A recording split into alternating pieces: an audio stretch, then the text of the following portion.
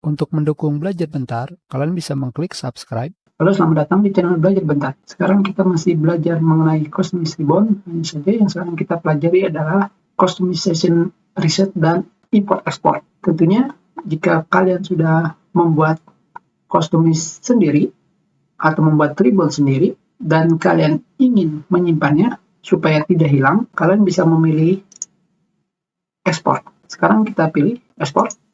Dan di sini kita pilih tempat penyimpanannya. Dan setelah itu kalian pilih save. Dan klik OK.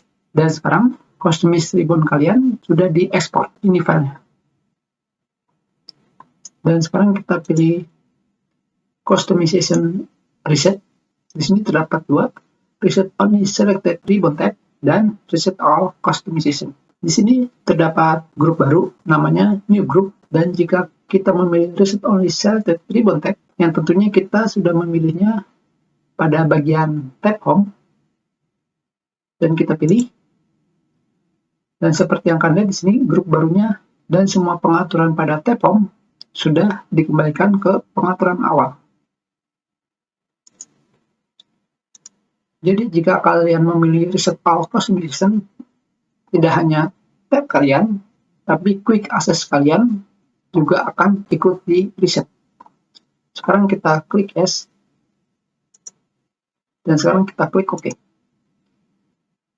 Dan seperti yang kalian lihat di sini, tab barunya juga dihilangkan karena semua sekarang pengaturannya sudah kembali ke pengaturan awal.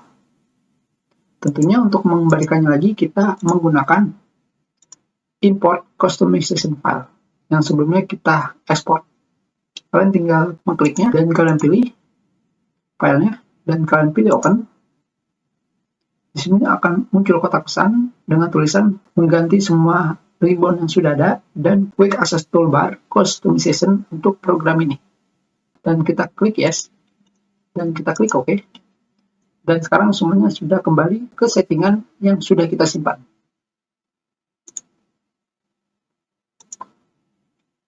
Kita sudahi pertemuan kita. Terima kasih.